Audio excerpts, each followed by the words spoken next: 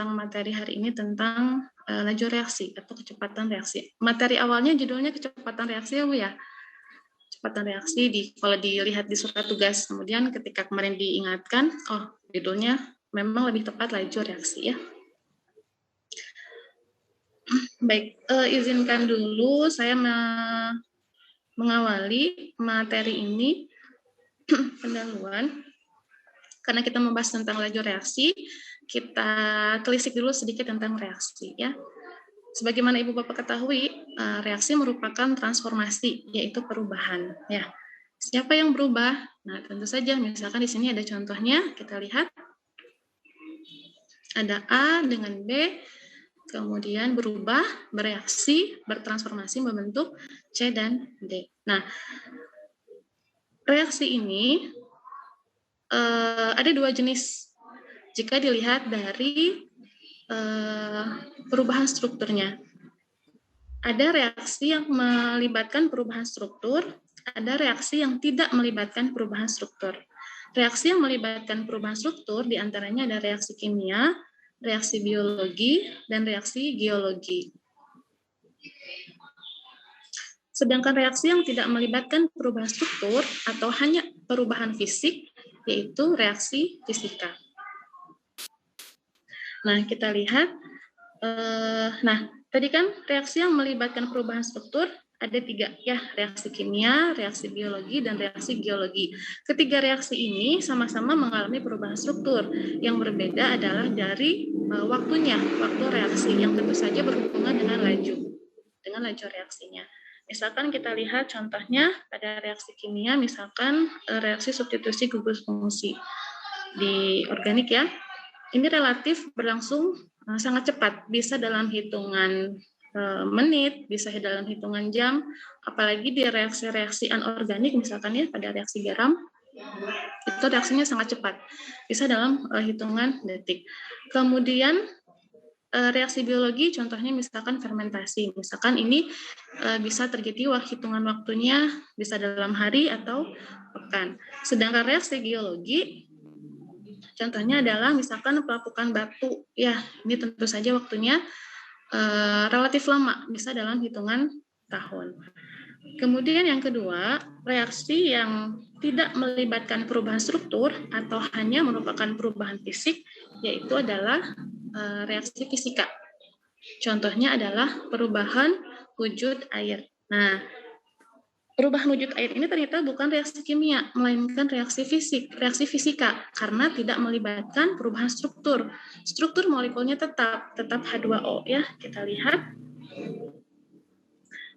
Nah, di sini ada air dalam bentuk solid, padatan, kemudian dalam wujud ya, dalam wujud cair, liquid, kemudian dalam wujud gas. Nah, air dalam wujud padat, misalkan kita punya es batu, ini saya beri simbol M, ini merupakan jumlah molekul H2O. Begitupun dengan N dan P. Nah, air dalam bentuk padat, solid, misalkan kita punya es batu, kemudian kita berikan energi, kita panaskan, maka dia akan meleleh atau mencair. Nah, dia akan berubah, tapi wujudnya akan berubah wujud, tapi strukturnya tetap H2O. Yang berubah apa? Yang berubahnya jumlah molekulnya. Ya, misalkan tadi dari es batu menuju ke air, ke wujud liquid atau cair. Kemudian kita berikan lagi energi, maka dia akan menguap, berubah wujudnya menjadi gas. Misalkan di sini adalah uap air. Nah, tadi disebutkan bahwa reaksi fisika tidak melibatkan perubahan struktur, ya hanya melibatkan perubahan fisik saja. Jadi saya sebutkan tadi hanya berubah jumlah molekulnya di sini ya. Nah, M sebagai jumlah H2O dalam wujud padat itu jumlahnya paling banyak karena densitasnya paling tinggi, paling rapat di antara yang lain. Sedangkan yang gas jumlahnya paling sedikit, densitasnya paling renggang ya. Nah, berapa jumlahnya? Ada yang menyebutkan bahwa jumlah molekul H2O dalam bentuk solid atau padatan jumlahnya sangat banyak, tak terhingga. Ya, ada yang menyebutkan tak terhingga. Sedangkan dalam bentuk liquid jumlah N molekul H2O-nya adalah 4, lebih dari 4. Kemudian H2O dalam wujud gas itu jumlahnya 1, lebih sedikit lagi ya. Nah, kita lihat contohnya H2O dalam bentuk liquid atau cair. Nah, sebetulnya kalau kita menuliskan persamaan kan biasanya menuliskan H2O itu sebagai H3O ya, H3O+. Nah, sebetulnya di alam itu lebih tepatnya adalah H9O4+. Seperti ini strukturnya.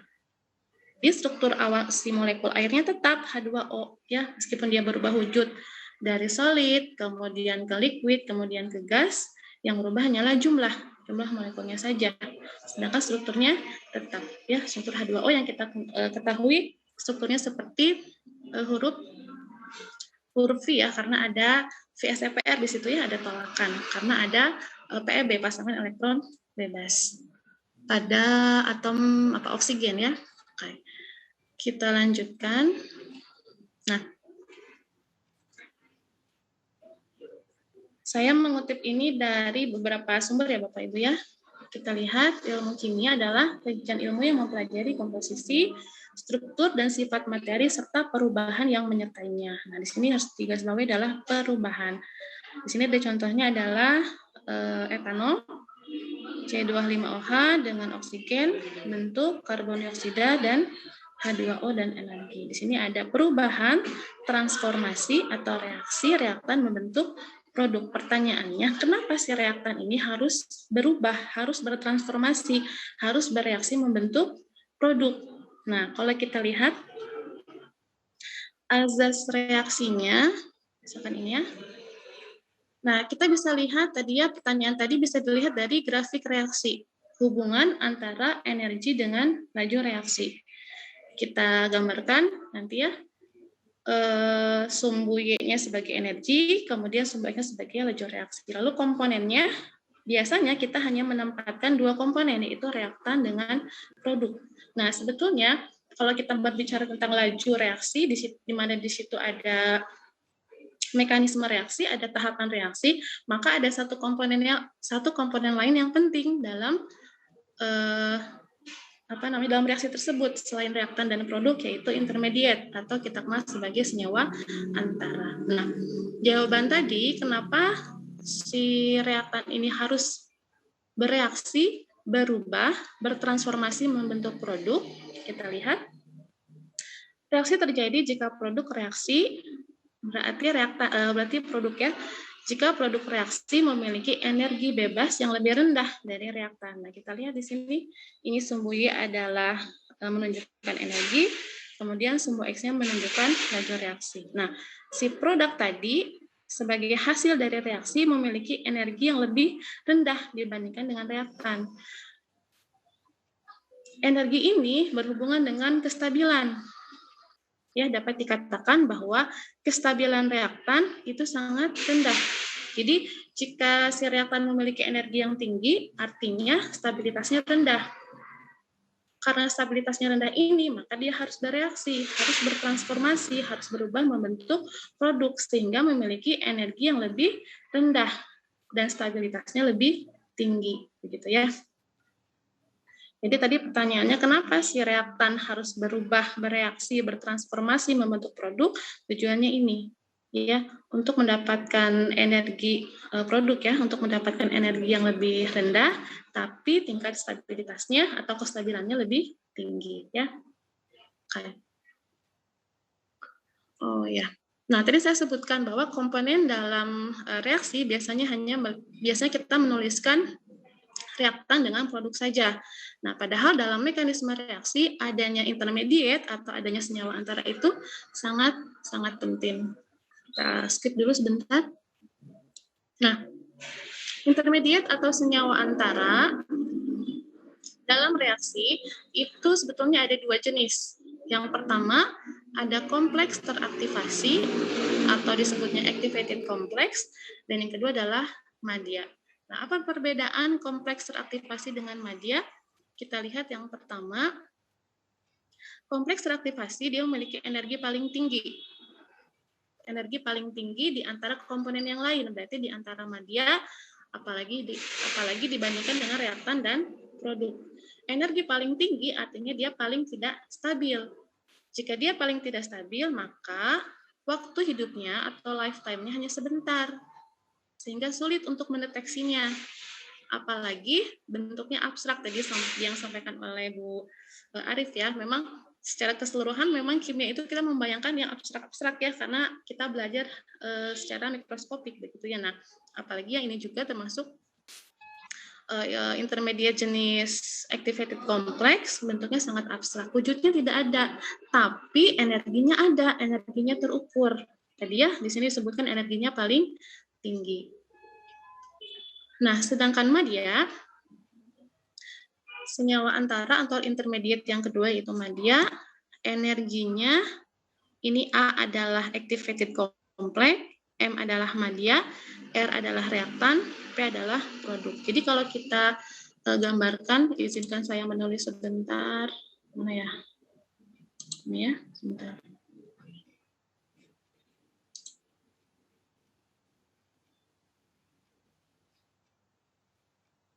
Ya sudahlah, tidak usah digambar.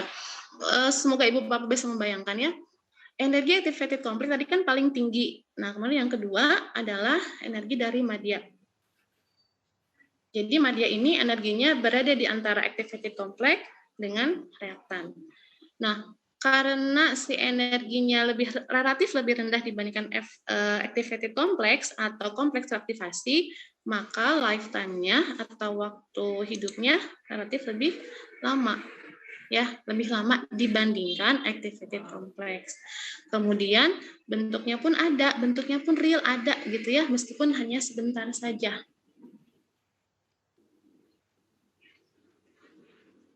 Jadinya yang perlu tambahan mungkin ya, komponen yang ada dalam suatu reaksi selain reaktan dan produk yang perlu kita perhatikan dalam suatu mekanisme reaksi atau suatu tahapan reaksi adalah adanya intermediate atau senyawa antara. Nah, karena tadi kompleks reaktivasi ini energinya paling tinggi, waktunya lifetime-nya sebentar, kemudian bentuknya abstrak, jarang sekali dipelajari.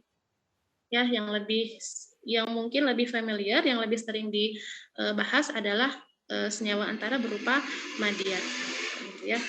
Nah, biasanya intermediate berupa madya ini banyak kita temukan dalam reaksi-reaksi organik. Ya, dalam reaksi organik itu relatif lebih sering kita temukan dibandingkan dengan reaksi-reaksi anorganik. Ya, kira-kira kenapa ya Bapak Ibu? Ada yang bisa kita sharing ya Bapak Ibu ya, berdiskusi saja. Kira-kira kenapa senyawa-senyawa organik ini lebih banyak dipelajari dibandingkan senyawa-senyawa anorganik kalau kita lihat dari laju reaksinya. Kira-kira kenapa? Ada yang bisa ada yang berkenan menyampaikan pendapatnya?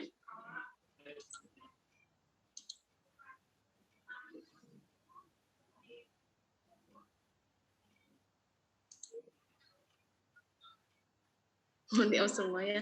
Oke lah.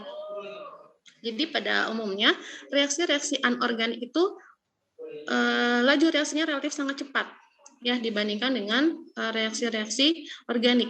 Karena dia lajunya sangat cepat, maka akan relatif sulit untuk diobservasi, relatif sulit untuk diamati.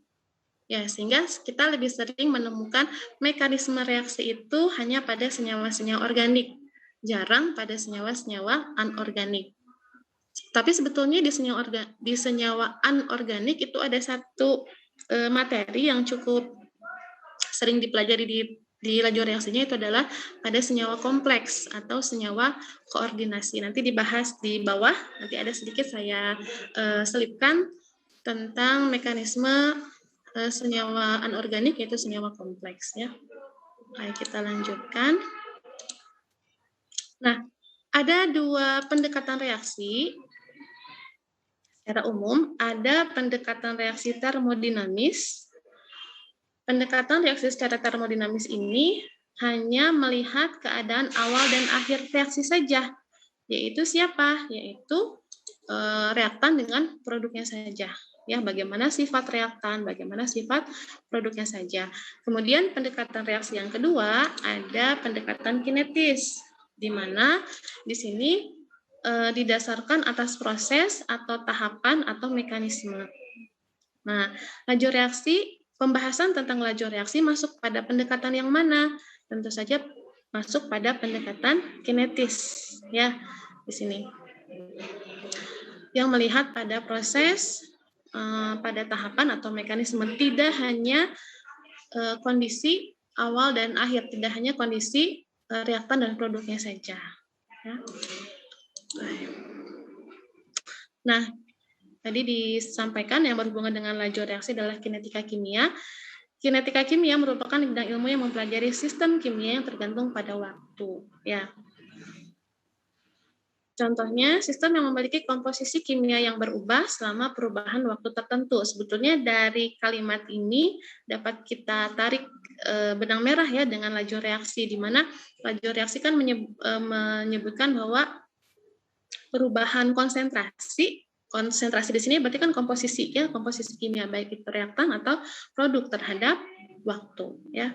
Kemudian kinetika kimia ini membicarakan mengenai dinamika reaksi kimia, meliputi laju reaksi dan mekanisme reaksi yang terjadi. Nah, tadi di mekanisme reaksi tadi yang perlu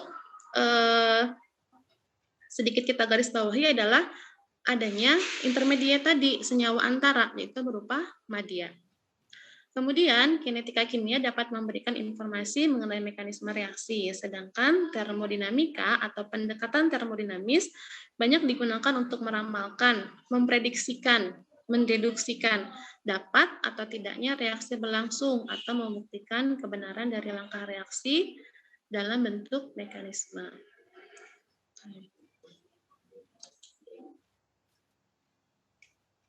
Ini kinetika kinetika reaksi, contohnya misalkan ada pada reaksi pembentukan amoniak yang NH3. Di sini diketahui ada energi bebasnya. Nah, kalau kita membahas energi bebas, berarti pendekatannya ada pendekatan termodinamika atau pendekatan termodinamis, di mana memberikan informasi dapat membuktikan reaksi berlangsung spontan. Jadi nilai delta, ya nilai energi Gibbs ini ya, energi bebasnya ini membuktikan reaksi berlangsung secara spontan. Artinya reaksi akan dapat berlangsung. Sedangkan termodinamika ini, informasi ini, berarti informasi tadi keadaan awal dan akhir saja, informasi tentang kondisi siapa tadi reaktan dengan produknya itu tidak bisa menjawab tentang bagaimana reaksi dapat terjadi, kemudian berapa cepat reaksi terjadi, atau bagaimana mekanisme reaksi yang terjadi, karena ketiga hal ini merupakan bagian dari pendekatan kinetika atau pendekatan kinetis. Nah, di sini di kinetika reaksi atau pendekatan kinetis pada reaksi yang sama, di kinetika kimia kita nanti akan mempelajari bagaimana pengaruh temperatur, kemudian tekanan, dan kemudian adanya katalis. Di kinetika kimia ini mengkaji laju dan mekanisme suatu reaksi kimia, di mana sistem reaksi tidak berada dalam keadaan kesetimbangan. Nah, tadi Bu Arif menyampaikan ini kan agak sulit menyampaikan hal abstrak tadi ya, pendekatan termodinamis, pendekatan kinetis begitu ya. Nah, kita lihat contoh realnya. Bagaimana kalimat termodinamis? Saya berikan contoh, saya akan menjadi sarjana. Berarti di sini kan hanya memperhatikan awal dan akhir saja. Ya, awalnya adalah saya sebagai reaktan, kemudian produknya adalah sarjana. Nah, sedangkan kalimat kinetis ada pada proses. Berarti kalau saya akan menjadi sarjana tadi, kalimat kinetisnya adalah saya harus kuliah, harus ujian, harus KKN, TA, dan seterusnya. Berarti di sini ada proses. Jadi ya mudahnya gitu ya perbedaan si pendekatan termodinamis dan kinetis tadi. Termodinamis hanya melihat kondisi awal dan akhir, hanya melihat kondisi reaktan dan produk saja. Sedangkan kinetis kita lihat prosesnya, kita lihat tahapan atau mekanismenya ya.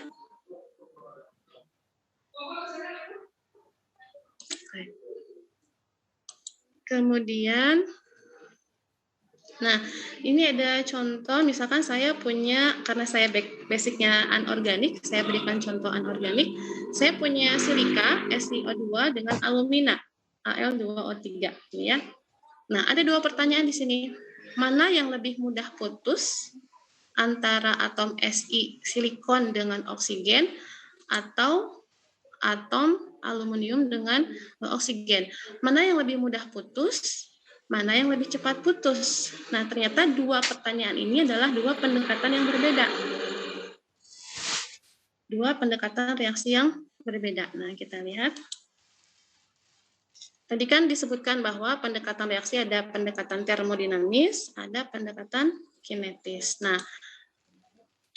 pertanyaan mana yang lebih mudah putus ternyata merupakan pendekatan termodinamis karena kita hanya melihat kekuatan ikatan sebelum putus. Berarti kita melihat bagaimana kondisi si reaktannya, ya, ikatan antara si silikon dengan oksigennya saja.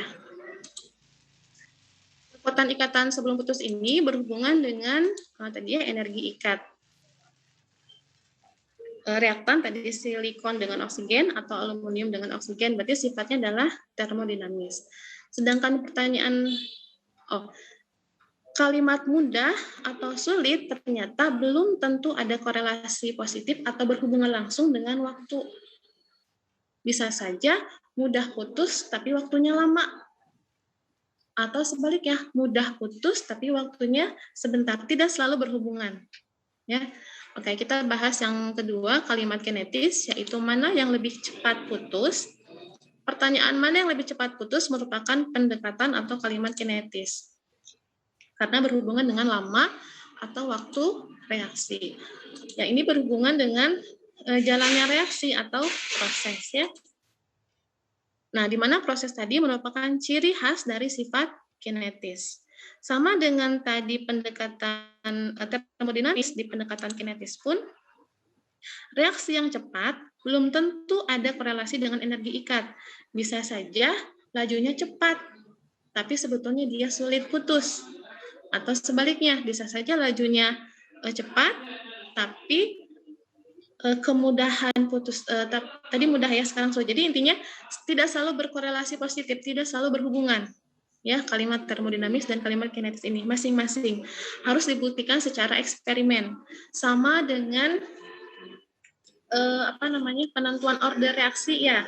Order reaksi juga kan ada dalam bahasan laju reaksi ya. Order reaksi itu kan seringkali kita menuliskan sebagai sama dengan koefisien reaksi. Padahal sebetulnya kurang tepat. Order reaksi itu kan harus kita peroleh dari hasil eksperimen, dari hasil percobaan, salah satunya dari hasil percobaan. Meskipun biasanya si koefisien si order reaksi ini sama dengan koefisien reaksi. Nah, begitupun dengan pernyataan ini. Tadi ya, mungkin dia mudah putus, lajunya cepat. Tapi ada juga eksperimen, tadi saya nggak menampilkan di sini, ada yang dia mudah putus tapi memerlukan waktu yang lama gitu ya, berhari-hari si reaksinya. Jadi tidak selalu berhubungan positif, harus dibuktikan dengan eksperimen atau percobaan. Nah, kita masuk ke laju reaksi. Ini tadi pendahuluannya ya, kemudian ke materi intinya. Cara menuliskan laju reaksi merupakan tadi ya perubahan konsentrasi terhadap waktu. Konsentrasi siapa? Tadi kan ada dua komponen secara umum dalam suatu reaksi. Ada komponen A sebagai reaktan dengan komponen B sebagai produk. Nah, kalau kita gambarkan grafiknya, hubungan antara konsentrasi dengan waktu, kita lihat konsentrasi A, konsentrasi reaktan dengan bertambahnya waktu dia akan menurun ya, berkurang tentu saja karena dia berubah, bertransformasi, bereaksi membentuk B. Maka kita lihat B juga pada T sama dengan 0 tidak ada ya, belum terbentuk. Dengan berjalannya waktu, maka si konsentrasi B ini akan bertambah atau meningkat gitu ya. Jadi secara umum perubahan laju reaksi jika dilihat dari konsentrasi reaktan berarti berkurangnya konsentrasi reaktan terhadap waktu, sedangkan kalau kita lihat dari produk berarti bertambahnya jumlah atau konsentrasi produk terhadap waktu. Kurang lebih seperti ini ya. Reaksi atau reaktannya akan semakin berkurang, sedangkan produknya akan bertambah. Nah, di sini ada beberapa variabel makroskopik yang berpengaruh pada laju reaksi. Yang pertama ada temperatur, tentu saja. Kemudian yang kedua tekanan dan volume. Yang ketiga ada komposisi kimia. Di antaranya konsentrasi reaktan. Kemudian nanti kita bahas sedikit juga tentang katalis. Kemudian variabel yang keempat adalah efek permukaan. Kalau kita sering sih menyebutnya luas permukaan mungkin ya. Kita lihat yang pertama, temperatur. Temperatur sangat berpengaruh pada laju reaksi. Laju reaksi umumnya akan mengalami peningkatan dengan adanya kenaikan temperatur ya. Jadi berkorelasi positif. Semakin tinggi temperatur, maka laju reaksinya pun akan semakin meningkat. Hal ini disampaikan oleh Arrhenius. Nanti kita lihat persamaannya, persamaan Arrhenius. Nah, di sini mohon maaf mungkin kurang jelas ininya ya. Gambarnya. Di sini ada collision ya, siapa tumbukan, kemudian di sini ada energi yang oke. Reaksi kimia dalam sistem kinetik umumnya harus dipelajari pada kondisi temperatur konstan yang disebut dengan reaksi eksotermal. Karena kalau si temperaturnya berubah, kalau berubah si temperaturnya maka akan mempengaruhi laju reaksi. Nah, tadi di dalam grafik tadi ada disebutkan collision ya, atau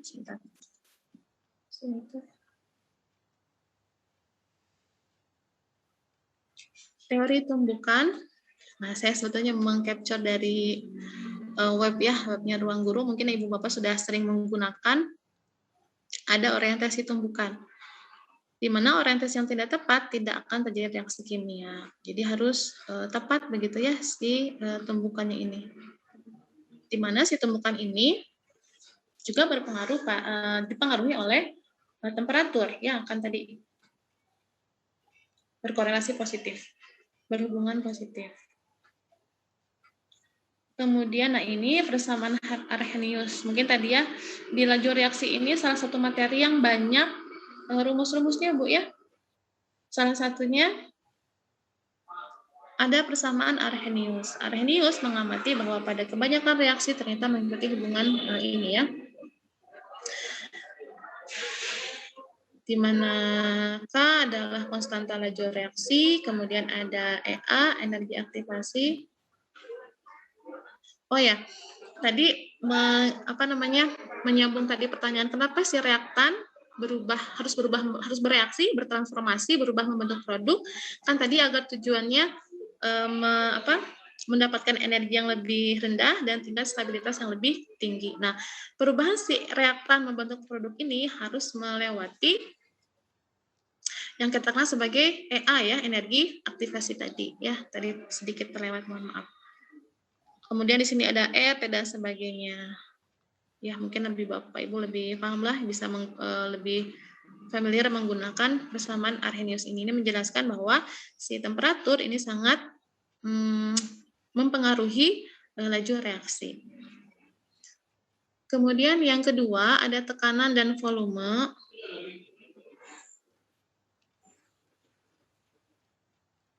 Pada studi kinetik yang melibatkan gas, maka variabel tekanan dan volume sangat penting untuk dijaga. Misalnya reaksi yang dilakukan pada suatu wadah dengan tekanan yang tetap. Ini ada beberapa, kita lihat ada 3 wujud ya, ada padatan, cairan, dan gas. Ini ada perbandingan sifatnya, bentuknya, dan seterusnya. Untuk reaksi padatan dan cairan, maka tekanan akan dapat terkontrol dengan mudah, sedangkan volume relatif tidak banyak mengalami perubahan kecuali pada cairan yang memiliki kompresibilitas yang tinggi di sini ya. Kemudian yang ketiga, faktor yang mempengaruhi laju reaksi adalah komposisi kimia. Di antaranya konsentrasi reaktan. Konsentrasi reaktan merupakan hal yang selalu dikaji, yaitu dengan penentuan konsentrasi tiap spesies atau saya sebut komponen sebagai variabel penentu laju reaksi. Tadi sudah disinggung bahwa reaksi perubahan A membentuk B, kalau kita gambarkan grafiknya seperti ini. Konsentrasi A akan semakin berkurang terhadap waktu, sedangkan konsentrasi B, konsentrasi produk akan semakin bertambah. Kemudian, pada komposisi kimia, selain konsentrasi, juga dibahas tentang katalis. Bagaimana Ibu Bapak ketahui bahwa katalis adalah suatu bahan atau zat yang jika ditambahkan ke sistem reaksi dapat mengakibatkan perubahan laju reaksi kimia. Bagaimana merubahnya? Tentu saja mempercepat laju reaksi kimia, kan ya, mempercepat laju reaksi. Nah, sebetulnya mekanisme katalis ini adalah menurunkan energi aktivasi. Tadi energi yang dibutuhkan ketika si reaktan harus bertransformasi, bereaksi, berubah membentuk produk. Nah, si katalis ini akan menurunkan energi aktivasi. Nah, di sini ada ilustrasinya. Ada dua grafik. Grafik yang pertama yang di atas adalah uncatalyzed reaction, reaksi yang tanpa katalis. Sedangkan yang kedua adalah reaksi yang menggunakan katalis. Nah, di sini kita lihat perbandingannya bahwa reaksi yang pertama, reaksi yang tanpa katalis memiliki energi aktivasi yang lebih besar, lebih tinggi dibandingkan dengan reaksi yang menggunakan katalis. Jadi mekanisme katalis dapat mempercepat laju reaksi, itu sebenarnya adalah untuk menurunkan energi aktivasinya. Ya, kalau energi aktivasinya lebih rendah, berarti kan secara logika dia akan relatif lebih cepat begitu ya dalam suatu reaksi kimia. Nah, saya sedikit sampaikan tentang katalis. Banyak logam transisi ya atau senyawanya yang digunakan sebagai katalis. Di sini disebutkan bahwa katalis adalah zat yang dapat speed up, ya, mempercepat reaksi kimia tanpa dia terlibat di dalam reaksinya, atau biasanya kita menyebutkan akan diperoleh lagi di akhir begitu ya. Oke, nah si katalis ini penting dalam reaksi kimia, apalagi kalau kita sudah berbicara di skala lapangan ya, skala besar. Karena si katalis ini dapat save time, kemudian energi, juga biaya gitu ya. Nah, di sini ada beberapa contoh katalis yang berasal dari logam transisi. Yang pertama adalah Ni, nikel. Nikel adalah katalis yang digunakan pada pembuatan margarin ya. Kemudian yang selanjutnya ada besi. Besi digunakan sebagai katalis pada reaksi pembentukan amonia atau yang kita kenal sebagai Haber-Bosch ya. Selanjutnya ada platinum, PT, yang digunakan pada catalytic converter untuk mengurangi polusi gas ya. Si platinum ini dapat speed up, mempercepat konversi atau perubahan karbon monoksida dan nitrogen oksida membentuk karbon dioksida dan nitrogen. Kemudian selanjutnya ada Ti, titanium. Titanium adalah salah satu logam yang bisa digunakan sebagai katalis pada pembentukan atau produksi plastik. Ya. Nah, membahas tentang titanium, ada satu lagi. Ada katalis yang sifatnya spesifik, yang sedikit saya pelajari lebih dalam, yaitu tentang fotokatalis. Berarti katalis yang hanya aktif dengan adanya foto, dengan adanya cahaya. Ya, izinkan saya menyampaikan sedikit. Ini materi yang pernah saya sampaikan tahun 2014. Waktu itu saya membuat tulisan tentang sintesis komposit besi titanium dioksida atau titania sebagai fotokatalis untuk mendegradasi atau menguraikan zat warna metilen blue atau metilen biru. Nah, di sini ada fotokatalis. Ya, saya sedikit singgung. Oke, kita lihat fotokatalis pada fotokatalitik. Nah, fotokatalis ini tadi contohnya adalah titania, TiO2, titanium dioksida, adalah material yang dapat meningkatkan laju reaksi oksidasi dan reduksi yang diinduksi oleh cahaya. Sehingga jika kita tidak memberikan cahaya pada sistem yang menggunakan fotokatalis tadi, maka tidak akan bereaksi, istilahnya katalisnya tidak akan bekerja, begitu ya. Nah, di mana reaksi fotokatalitik ini atau reaksi yang menggunakan zat fotokatalis tadi ini sangat dipertimbangkan ya sebagai proses yang efisien untuk mendegradasi senyawa organik yang toksik. Biasanya kan senyawa organik itu relatif bulky ya, relatif besar molekulnya begitu ya. Nah, kita bisa menggunakan metode atau mekanisme fotokatalitik di mana pada proses fotokatalitik ini poin pentingnya ada pada hidroksil radikal hidroksil yang berperan sebagai strong oxidizing agent, sebagai oksidator kuat. Jadi si radikal OH ini yang akan memutus, menghancurkan begitu ya, menguraikan senyawa organik yang berupa material bulky tadi. Tapi catatannya tadi harus diinduksi oleh cahaya. Jadi kalau tanpa cahaya dia akan tidak aktif begitu ya. Nah, kita lihat ini hasilnya. Nah, ini ada kondisi reaksi tanpa iradiasi, tanpa penyinaran, persen penguraiannya hanya 36%. Sedangkan pada penyinaran dengan sumber sinar visible light atau sinar tampak sebesar 99,5%.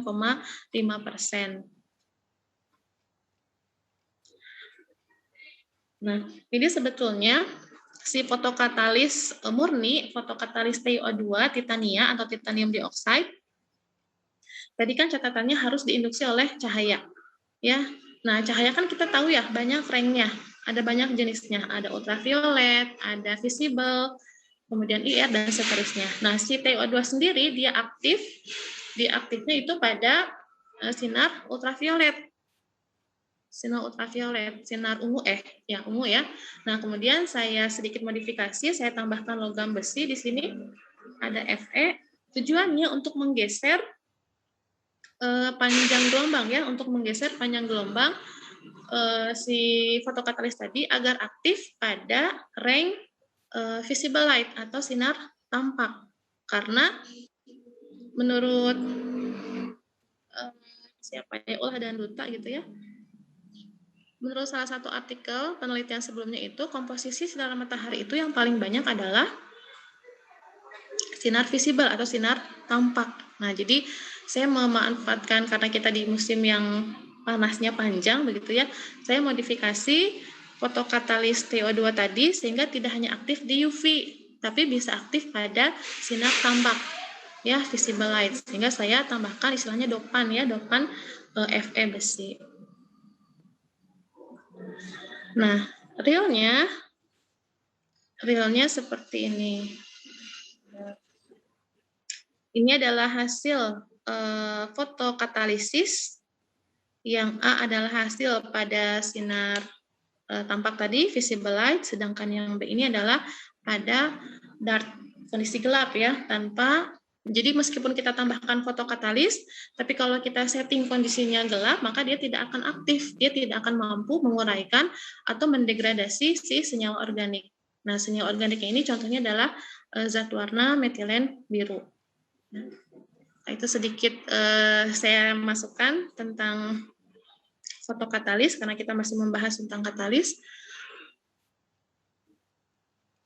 Oke, selanjutnya, nah selain tadi ada fotokatalis, ada juga katalis jenis lain, yaitu katalis biologis atau yang kita kenal sebagai biokatalis. Ya, biokatalis ini lebih familiarnya dikenal sebagai enzim. Di sini ada mekanisme ya, enzim yang sering kita familiar itu apa namanya? Lock and key ya, gembok dengan kunci. Jadi harus spesifik begitu ya, sehingga dia bisa aktif. Kalau tadi fotokatalis bisa aktif itu jika terinduksi oleh cahaya, terinduksi oleh foton begitu ya, foto. Sedangkan di biokatalis ini dia bisa aktif itu asalkan pas begitu ya si enzimnya, biokatalisnya dengan reaktannya. Dia membentuk kompleks. Nah, baik fotokatalis, katalis maupun biokatalis kan tujuannya sama ya, kita menggunakan mereka itu untuk mempercepat laju reaksi. Mekanismenya dengan cara menurunkan energi aktivasi. Nah, perbedaannya pada sebetulnya dia sama-sama menurunkan energi aktivasi, tapi caranya yang berbeda. Nah, pada biokatalis ini, dia akan meningkatkan energi awal dari si reaktan. Jadi kalau awalnya energi reaktan misalkan 100, nah dengan menggunakan biokatalis dia akan naik misalkan menjadi 120, sehingga energi aktivasinya akan berkurang, energi aktivasinya akan menurun. Jadi tujuannya sama sebetulnya, menurunkan energi aktivasi. Tapi pada biokatalis atau enzim tadi mekanismenya adalah dengan menaikkan energi awal dari reaktan, gitu ya. Selanjutnya yang keempat ya, faktor yang mempengaruhi laju reaksi adalah efek permukaan atau yang lebih kita familiarnya luas permukaan begitu ya. Sistem reaksi yang berjalan pada fase yang seragam atau pada fase fisik yang sama disebut sebagai reaksi homogen. Selain itu, apabila reaksi terjadi pada antara muka dua fase maka dikatakan reaksi heterogen. Nah, catatannya, luas permukaan bertambah besar maka efektivitas reaksi akan semakin tinggi. Berarti faktor-faktor tadi baik temperatur, kemudian volume tekanan, konsentrasi, adanya katalis, dan luas permukaan, ini berkorelasi positif dengan laju reaksi gitu ya. Nah, sedangkan luas permukaan ini berbanding terbalik dengan ukuran. Semakin kecil, nah di sini diilustrasikan seperti ini. Jika semakin kecil ukurannya, suatu materi yang akan kita reaksikan, maka luas permukaannya kan semakin besar, luas permukaannya bertambah. Jadi semakin kecil luas permukaan, maka laju reaksinya akan semakin besar, gitu ya. Ini banyak chat sekali.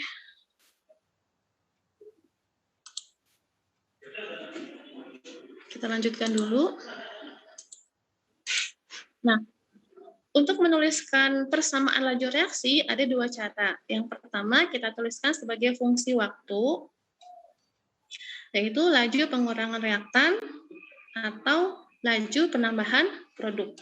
Kemudian cara yang kedua adalah dengan menuliskan sebagai fungsi konsentrasi, yaitu perubahan konsentrasi persatuan produk yang sebanding dengan K, dan K ini konstanta laju reaksi. Nah, hati-hati kalau kita dalam kimia kita menuliskan simbol harus tepat ya. Di sini K-nya K kecil, bukan K besar. Kalau K besar itu merupakan besaran termodinamis karena menunjukkan tetapan kesetimbangan ya. Nah, sedangkan K yang saya tuliskan di sini adalah K kecil ya, konstanta pada laju reaksi. Jadi cara menuliskan persamaan laju reaksi yang kedua, yaitu sebagai fungsi konsentrasi, merupakan perubahan konsentrasi persatuan produk yang sebanding dengan konstanta laju reaksi, dan C yaitu konsentrasi. Nah, kita tuliskan seperti ini. Misalkan saya punya reaktan A membentuk B, maka cara yang pertama kita tuliskan perubahan. Kalau di sini berarti min ya, negatif karena si A-nya berkurang. Berkurangnya konsentrasi reaktan, konsentrasi A terhadap waktu. Atau kita tuliskan laju reaksinya adalah R, bertambahnya jumlah atau konsentrasi B produk terhadap waktu. Itu cara yang pertama. Kemudian cara yang kedua, Kita menuliskannya pada fungsi konsentrasi ya. Nah, di sini bisa kita tuliskan R, laju reaksi sama dengan K kecil, konsentrasi A, dan konsentrasi B. Atau kita tuliskan laju reaksinya ini hanya melibatkan konsentrasi A saja. Nanti di sini berhubungan dengan order ya, order reaksi.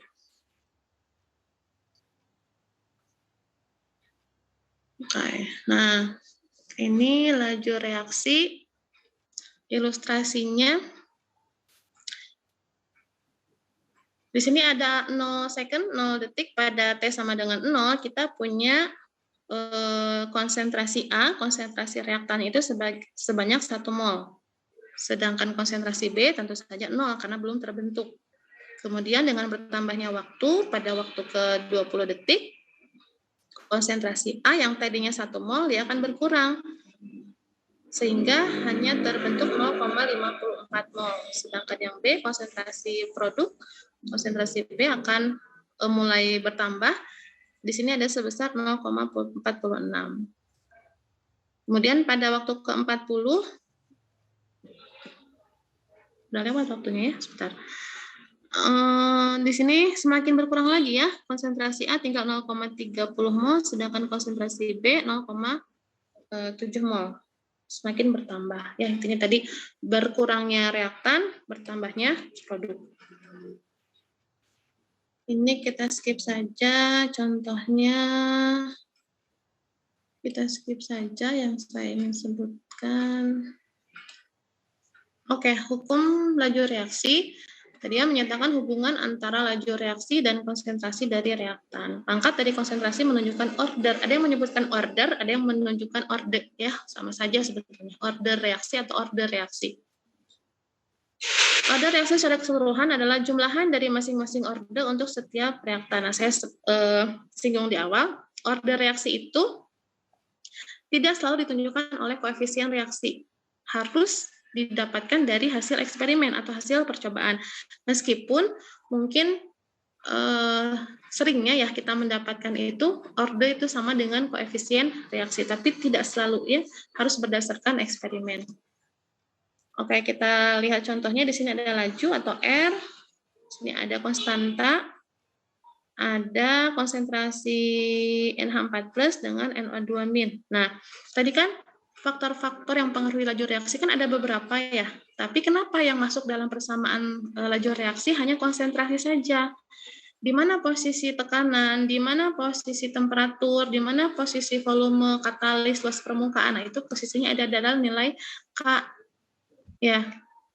Jadi yang dituliskan hanya konsentrasi ya, sedangkan faktor yang menentukan laju reaksi tadi kan banyak, nah dia masuknya dalam K. Nah, dari sini kita lihat order 1 terhadap NH4+, 1 ordernya, kemudian NO2- 1, sedangkan order totalnya adalah 2. 1 dari NH4+ dan 1 dari NO2-. Ini persamaan laju reaksi tadi ya. Nah, pertanyaannya, order reaksi itu apakah selalu bilangan bulat begitu ya? Atau selalu bernilai positif? Tadi kan jawabannya harus tergantung eksperimen ya. Ternyata hasil eksperimen menunjukkan bahwa order bisa saja pecahan atau bahkan bisa 0 atau negatif ya. Order itu negatif, nanti kita bahas sedikit di bawah. Nah, ini ada order 0, order 1, 2, dan seterusnya. Bahkan ada order kompleks. Order semu juga ada ya, kita pelajari. Ini juga saya ambil dari webnya Ruang Guru, grafik reaksi order 0. Tidak saya turunkan matematisnya ya, karena saya yakin Bapak Ibu lebih paham. Turunan matematisnya, kita lihat hasil akhirnya saja. Grafik reaksi order 0 ini lurus, artinya laju reaksi tidak bergantung pada konsentrasi reaksi. Sedangkan reaksi order 1 ya linear, artinya laju reaksi berbanding lurus dengan konsentrasi bereaksi. Jika konsentrasi bereaksi atau reaktannya kita naikkan, maka laju reaksi juga akan bertambah. Nah, tadi ada pernyataan orde negatif. Nah, kalau orde negatif artinya apa? Berarti kalau kita menaikkan konsentrasi si A, begitu ya, ternyata laju reaksi akan berkurang atau akan menurun. Artinya dia memiliki orde negatif 1, gitu ya. Kemudian ada lagi orde 2. Oke. Nah, persamaan laju reaksi kita lihat di sini contoh reaksinya. Berarti ini cara menuliskan persamaan laju reaksi dengan cara yang kedua, yaitu menuliskan terhadap fungsi konsentrasi. Di sini berarti order reaksinya berapa? Order reaksi kita sebutkan order reaksi total ya, berarti ada 2 ya. Satu dari H2 dan satu dari I2. Sedangkan yang kedua order reaksinya 1. Jadi si laju reaksi ini hanya bergantung pada konsentrasi N2O5. Sedangkan pada yang atas berarti laju reaksi nomor 1 ini bergantung pada 2 reaktannya, yaitu konsentrasi H2 dan konsentrasi I2. Dan seterusnya. Nah, tadi diulang, bersama laju reaksi harus ditentukan secara eksperimen, ya, terutama tadi di orde, dan merupakan persamaan empiris. Bentuk persamaan laju akan dapat menentukan mekanisme reaksi atau tahapan suatu reaksi. Begitu ya. Nah, terakhir mohon disimak sedikit. Saya ambilkan contoh reaksi pada senyawa anorganik. Contohnya reaksi kobalt 3 dengan krom 3 dalam larutan asam perklorat dikatalisis oleh sejumlah kecil ion perak Ag1. Mekanismenya seperti ini. Nah, kalau kita lihat mekanismenya, berarti di sini adalah pendekatan kinetis ya, karena ada tahapan, ada mekanisme reaksi. Kalau kita perhatikan, ada beberapa komponen atau spesies yang sama. Ya, komponen apa saja di situ yang sama kira-kira? Atau sebelum kita melihat mengklasifikasi komponen yang sama, kita lihat dulu komponen utama dalam suatu reaksi, yaitu reaktan dengan produk. Nah, reaktannya adalah tentu saja ini ya, kobalt 3. Berarti ini kobalt 3 dengan Cr3, krom 3. Berarti kobalt 3 dengan Cr3. Kemudian ada katalis, yaitu Ag1. Nah, di sini ketahui produknya ada kobalt 2 dengan krom 6. Nah, berarti selain itu bisa kita coret. Ya, bisa kita coret, maka dihasilkan di mekanisme ini kita coret komponen lain selain reaktan dan produk, berarti diperoleh hasil akhirnya seperti ini. Nah, yang spesies atau komponen yang kita coret tadi adalah berupa madya atau senyawa antara, yaitu krom 4, krom 5, dan Ag2. Ya, ini adalah contoh madya atau senyawa antara atau intermediate pada senyawa anorganik. Nah, penjelasannya, secara eksperimental diketemukan bahwa laju reaksi R bertambah dengan bertambahnya konsentrasi ion kobalt 3, berarti reaktannya Cr3, dan ion Ag1. Sedangkan keberadaan CO2 justru menurunkan laju reaksi. Nah, bagaimana persamaan laju reaksinya? Silakan. Tidak perlu melihat mekanisme reaksi yang tadi, cukup kita perhatikan hasil eksperimen ini. Laju reaksi bertambah dengan bertambahnya konsentrasi ion CO3, Cr3, dan ion Ag1. Sedangkan keberadaan CO2, kobalt 2, justru menurunkan laju reaksi. Berarti, kalau kita tuliskan laju reaksinya dengan cara yang kedua, yaitu terhadap fungsi konsentrasi, kira-kira bagaimana?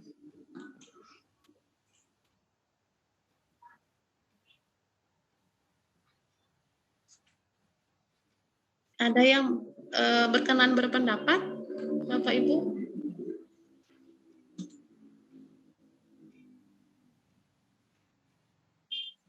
Kira-kira persamaan laju reaksinya R sama dengan apa kira-kira?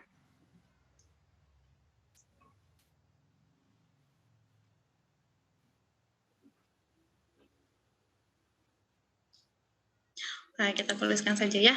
Berarti R, nah di sini kita lihat, nah seperti ini. Kita tuliskan konstanta reaksinya ya, K-nya, tetapannya. Kemudian di sini yang yang berkorelasi positif atau yang linier, berarti kan ada pada konsentrasi CO3, ini ya, CO3, kemudian CR3, kemudian Ag1. Ya, berarti dengan bertambahnya konsentrasi CR, bertambahnya konsentrasi CO, bertambahnya konsentrasi Ag, berarti akan menaikkan laju reaksi. Tapi keberadaan CO2 menurunkan laju reaksi, berarti dia berkorelasi negatif, berarti dia memiliki order negatif 1. Mungkin itu kurang lebih yang dapat saya sampaikan. Mohon maaf jika banyak sekali kekurangan dan kesalahan, mohon dikoreksi bersama dengan Bapak Ibu. Terima kasih, saya kembalikan kepada Ibu Rahmawati. Assalamualaikum warahmatullahi wabarakatuh. Waalaikumsalam. Baik, terima kasih banyak Ibu atas penyampaian materi terkait tentang laju reaksi. Banyak sekali yang dapat kita peroleh dari materi yang sudah disampaikan oleh Ibu Devi ya, terutama hal-hal yang harus kita ketahui bahwasanya untuk laju reaksi ini harus kita lihat kembali tentang pendekatan yang harus kita lihat, yaitu untuk laju reaksi pastinya pendekatan kinetis tadi ya Bu ya, yang harus kita perhatikan karena pada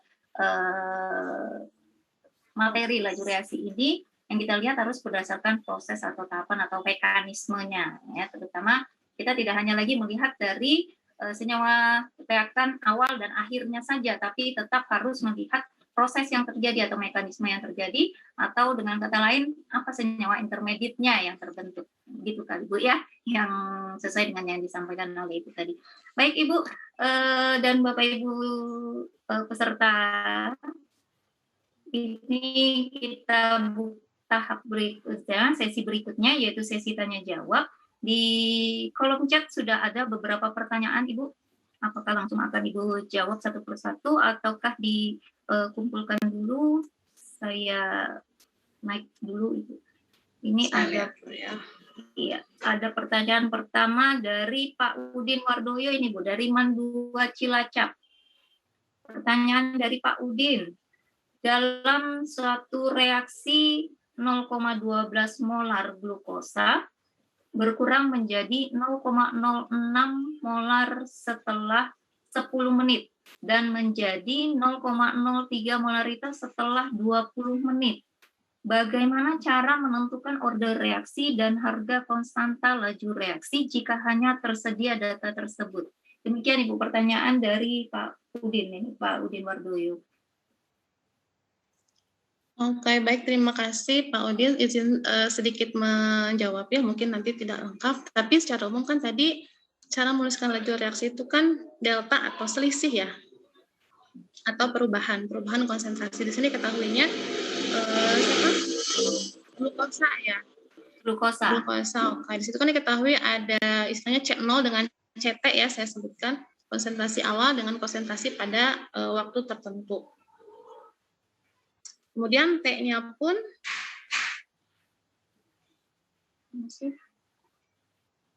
T-nya diketahui ya, berarti kan bisa kita bandingkan begitu ya, si delta delta konsentrasi dengan delta T-nya. Begitu. Tapi kalau hanya data ini,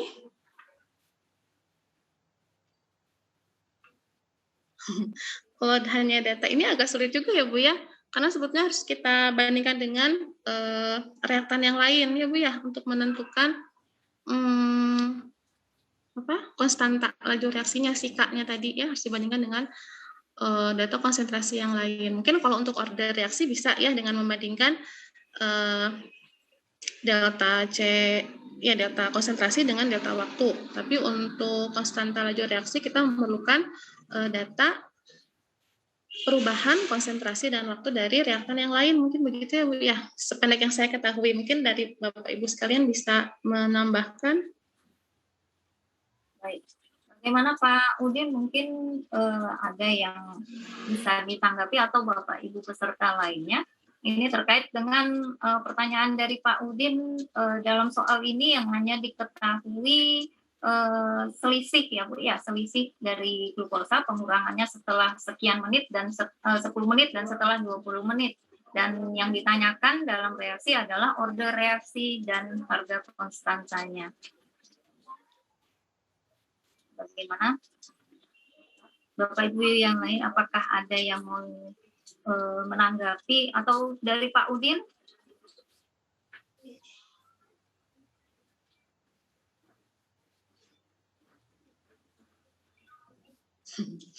Yang bertanya mana?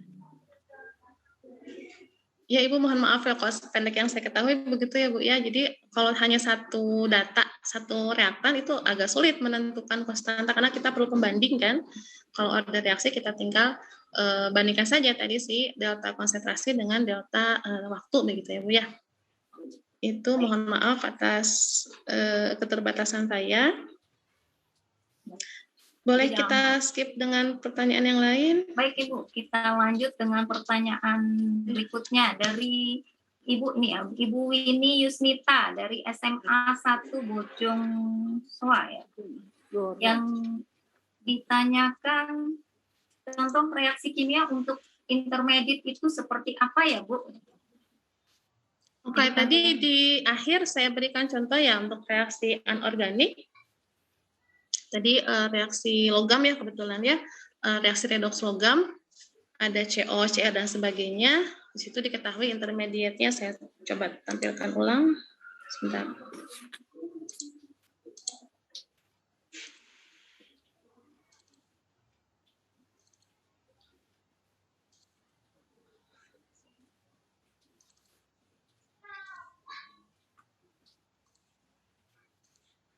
Mungkin ini ya.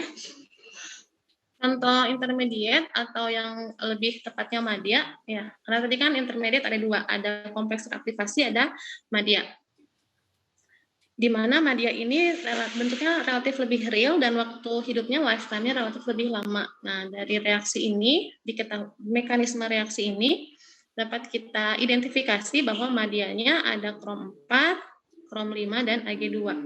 Dari mana ini bisa kita dapatkan? Kita ini saja kita tadi itu identifikasi ya, siapa yang berupa reaktan, siapa yang berupa produk. Berarti sisanya adalah komponen lain atau spesies lain dari suatu reaksi, yaitu madya. Ya, contohnya seperti ini mungkin Bu.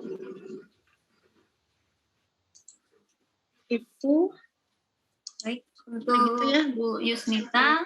Ya, memang biasanya di soal-soal juga seringkali tentang pertanyaan yang mana yang termasuk senyawa intermediate itu kadang diberikan dalam bentuk ada reaksi cepat atau reaksi lambat gitu ya Bu ya. Kalau yang soal tadi kan tidak ada reaksi cepat dan reaksi lambat, tapi kita hanya melihat mana yang produk awal dan mana yang sebagai akhirnya ya. Ada reaktannya dan ada produknya. Nah, yang tidak termasuk dalam itu yang termasuk ke intermediate gitu. Ya Bu ya. Baik Ibu, untuk pertanyaan berikutnya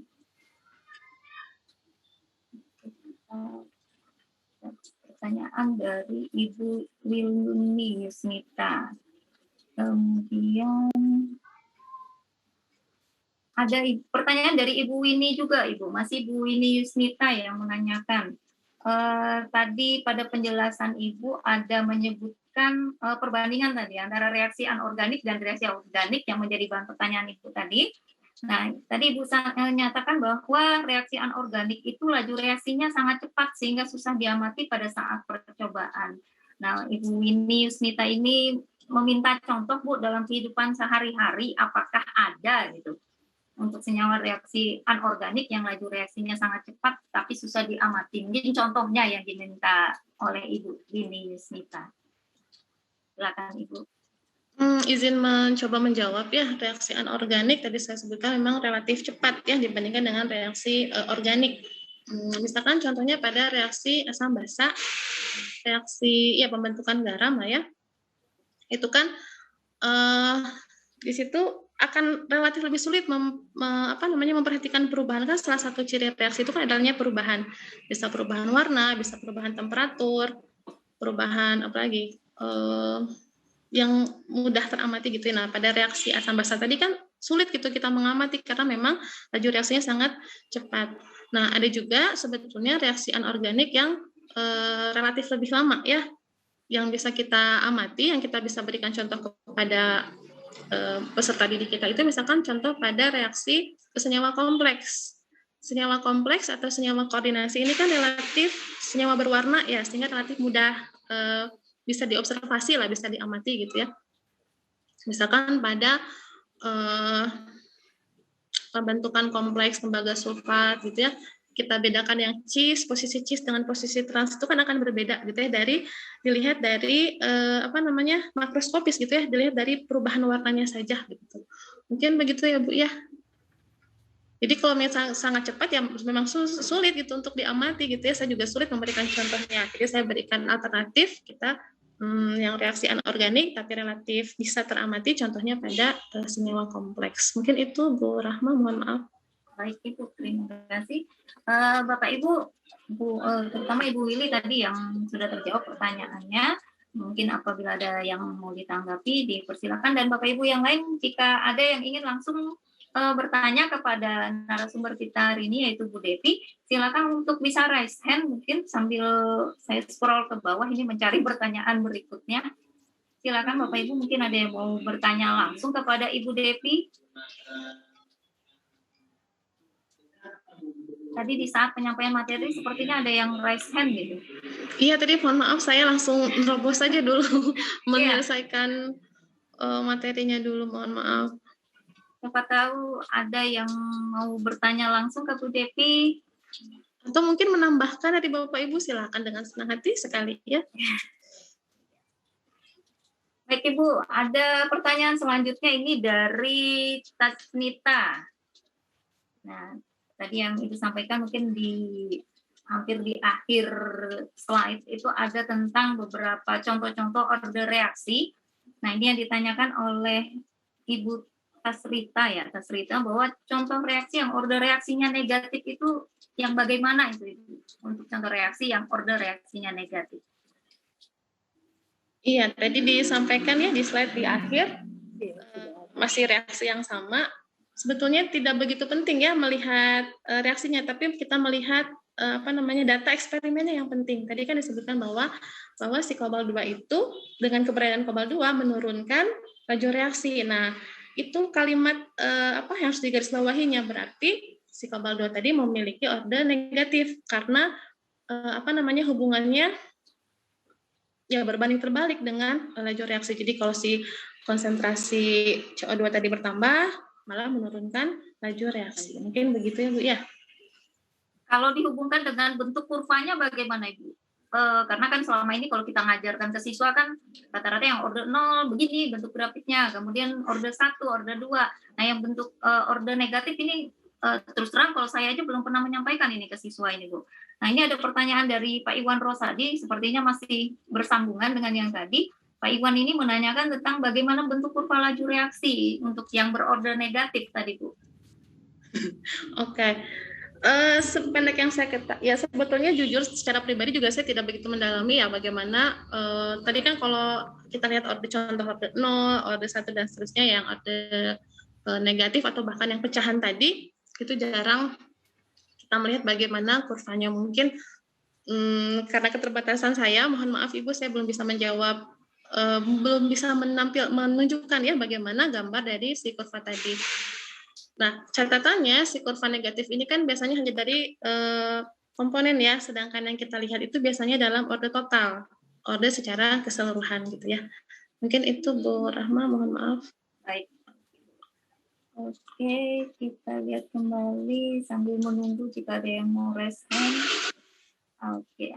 Ada lagi nih Bu, dari Ibu Rika Mardiana dari Mandua Lamongan. Bu Rika bertanya apakah senyawa antara itu sama dengan senyawa yang terbentuk pada reaksi oksidasi pada alkohol primer sebelum terbentuk aldehid, Bu? Itu pertanyaan dari Ibu Rika.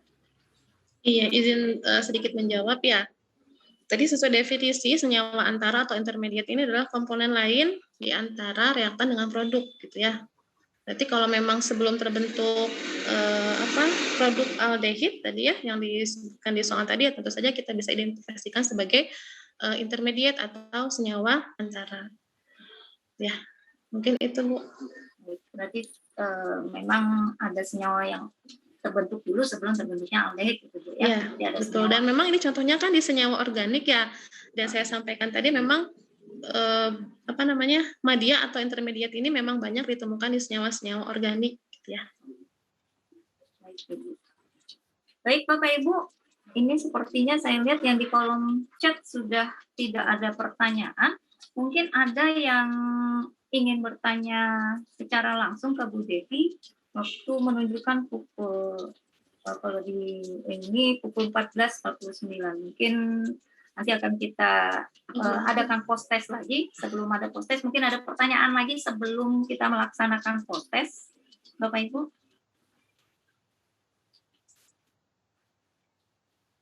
Baik, yang jelas penekanannya pastinya untuk laju reaksi ini memang sekali lagi ini adalah materi yang bersifat abstrak ya Bu ya. Jadi seringkali untuk penyampaiannya tidak hanya susah juga untuk membayangkan ke siswa, tetapi juga dibarengi dengan adanya beberapa hitungan matematis itu yang kadang membuat siswa agak-agak pusing. Kemudian ditambahkan lagi dengan gambar-gambar grafik gitu yang harus dikuasai oleh siswa gitu, dan guru mau tidak mau juga harus bisa menyampaikan hal itu agar bisa dipahami dan mentransfer ilmu dengan baik kepada siswa.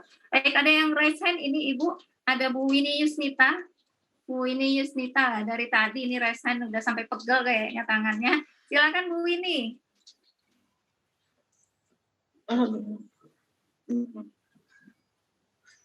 Masih di mute Bu? Masih di mute. Di unmute ya. Ya.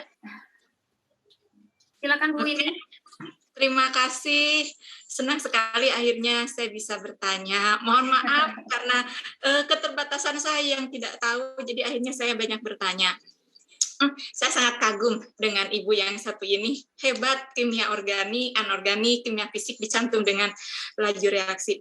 Ada pertanyaan menggelitik sebenarnya yang ketika saya mengajar laju reaksi, secara anak-anak sekolah itu kan untuk tertarik dengan materi kita kan harus pandai-pandai membujuk mereka, apalagi konsepnya harus dengan kehidupan sehari-hari.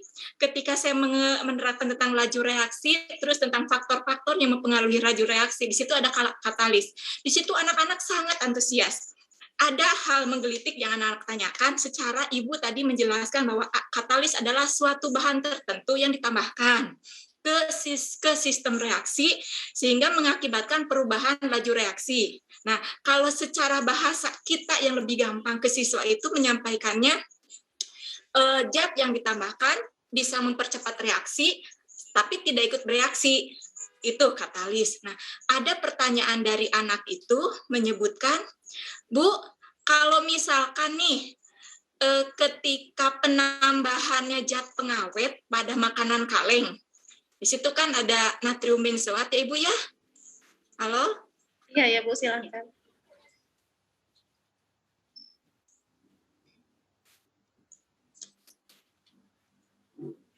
Bu ini?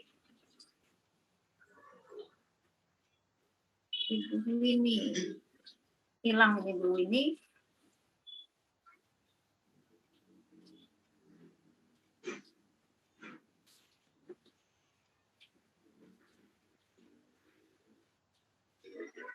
Baik, Bu Devi, sepertinya Bu ini kehilangan sinyal ini.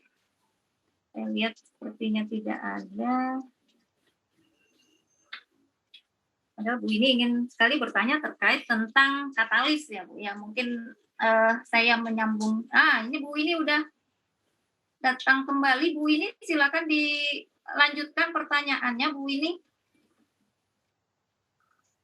Silakan di-unmute dulu Bu ini. Oke, terima kasih Ibu. Ya, terima kasih. Ini ada pertanyaan menggelitik Bu dari siswa. ketika memasukkannya natrium benzoat itu pengawet kepada makanan, apakah itu merupakan bagian dari katalis? Itu yang pertama ya. Secara kan di situ tidak mempercepat pembusukan tapi memperlambat pembusukan. Oke. Yang kedua, ketika ini lagi Idul Kurban, mereka kan si daging itu ingin segera empuk, terus menggunakan pepaya, daun pepaya gitu. Nah, penggunaan daun pepaya dengan enzimnya papain itu, apakah itu enzim merupakan katalis ataukah hanya suatu zat yang nanti bereaksi dengan daging untuk mempercepat daging itu empuk? Ya, terima kasih Ibu. Itu pertanyaannya. Ya.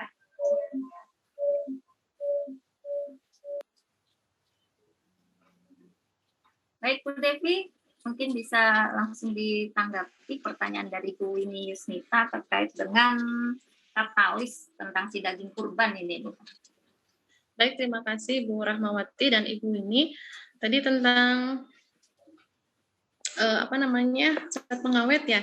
Jadi sebetulnya tadi yang dibahas dalam laju reaksi kan katalis ya. Tapi sebetulnya yang mempengaruhi laju tadi kan bisa kita percepat atau bisa kita perlambat. Nah, yang mempercepat laju reaksi kita kenal sebagai katalis.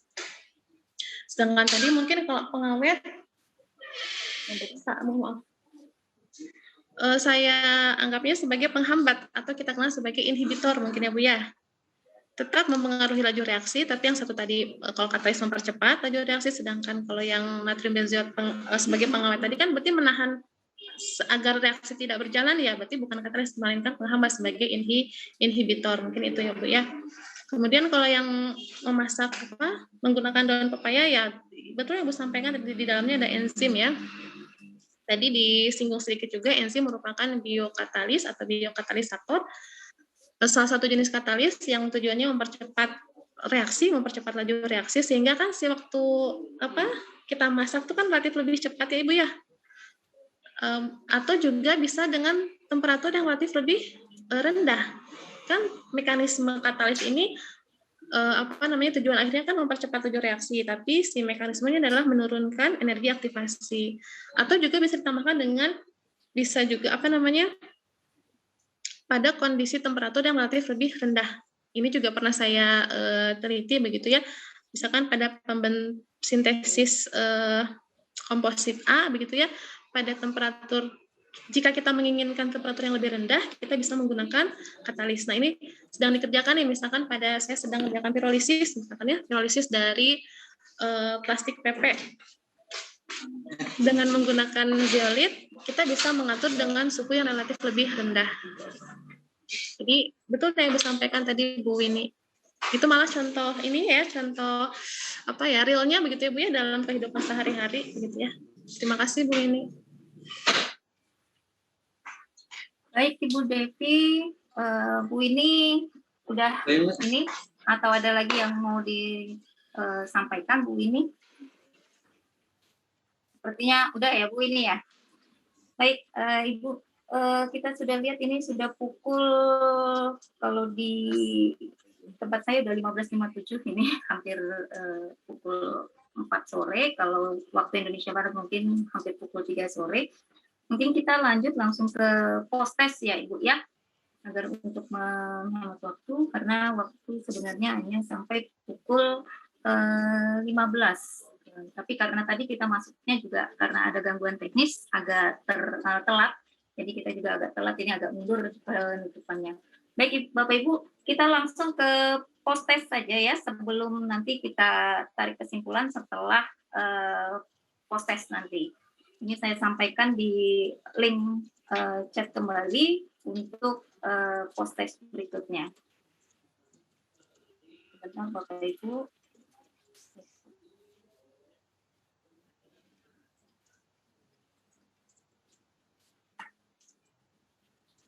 Baik, silakan Bapak Ibu untuk post-testnya.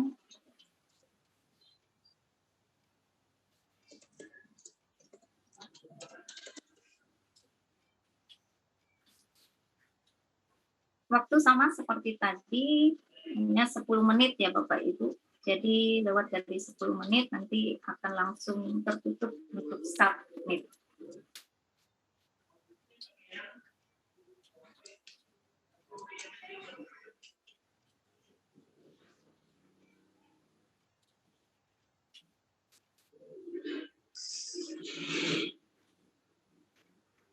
Saya pasti dipakai.